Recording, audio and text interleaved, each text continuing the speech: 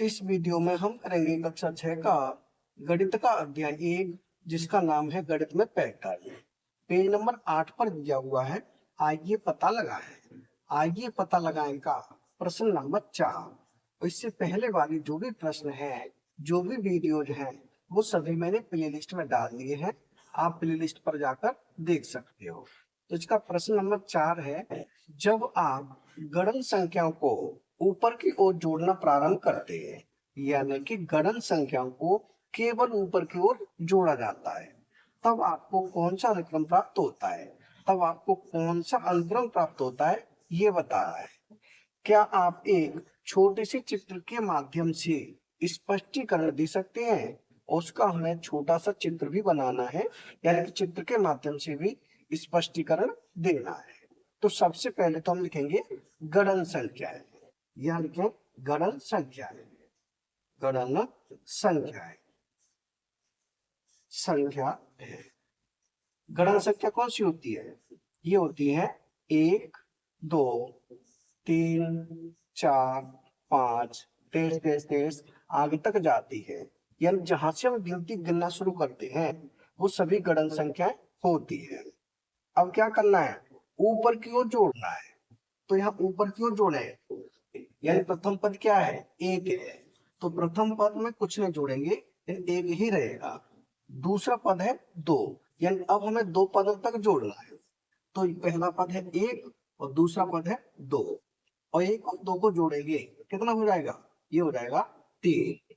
अब हम जुड़े 3 पद तक, यानी कि पहला पद 1 है, दूसरा पद 2 है और तीसरा पद 3 है। इनको हम जोड़ेंगे तो 1 और 2 3, 3 और 3 6 हो जाएगा।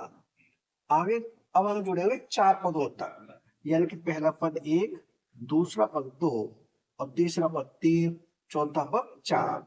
इन सबको जोड़ेंगे, 1 और 2 3, 3 और 3 6, 6 और 4 10। कितना हो जाएगा? 10। यानी कि हमें संख्या प्राप्त हुई 1, 3, 6, 10। ये संख्या प्राप्त हुई है। तो इनको पहले लिख लें, यानी कि 1, उसके बाद है 3, उसके बाद 6, उसके बाद 10।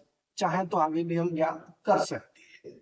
अब ये कैसी संख्या है, हमें अनुक्रम भी बताना है, कौन सा अनुक्रम प्राप्त हुआ है। तो ये संख्या है त्रिभुजाकार, यानी कि त्रिभुजाकार संख्याओं का अनुक्रम प्राप्त हुआ है। तो यहाँ लिख देंगे त्रिभुजाकार, त्रिभुजाकार संख्याओं, संख्याओं, संख्याओं का अनुक्रम, यहां लिख दें अनुक्रम, अनुक्रम। यानी कि ऐसी संख्या प्राप्त हुई है, हमें संख्या प्राप्त हुई है त्रिभुजाकार, यानी कि त्रिभुजाकार संख्याओं का अनुक्रम प्राप्त हुआ है। तो ये तो हो गया अनुक्रम। अब हमें इनको चित्र के द्वारा स्पष्ट करना है। जैसे कि 1 है तो एक बिंदु लगाएं, यहां कर देता हूं चित्र के द्वारा। एक बिंदु लगाएंगे, एक बिंदु। एक बिंदु से हम इसका त्रिभुज बना सकते हैं। अगले में है 3 बिंदु, तो 3 बिंदुओं से त्रिभुज बनाना है, यानी कि एक बिंदु ये हो जाएगा, दूसरा यहाँ हो जाएगा, तीसरा यहाँ हो जाएगा। अगर इनको मिलाएंगे तो क्या बन जाएगा? त्रिभुज बन जाएगा। अब है 6, तो ये हो जाएगा एक बिंदु, उसके बाद 2 बिंदु, अगली लाइन हो जाएंगे 3 बिंदु। ये हो गए 6 बिंदु हो गए टोटल, 1, 2, 3, 4, 5, 6। अगर इनको हम ऐसे मिलाएंगे तो क्या बन जाएगा? ये त्रिभुज ही बन जाएगा।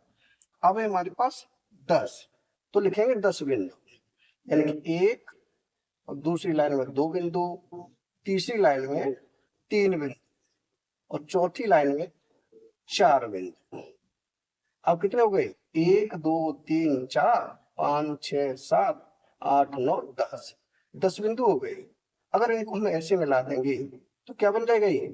ये भी एक त्रिभुज बन जाएगा।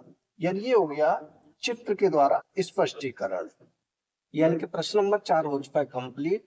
अगर वीडियो पसंद आए तो लाइक करें, कमेंट करें, अपने दोस्तों के साथ शेयर करें। धन्यवाद।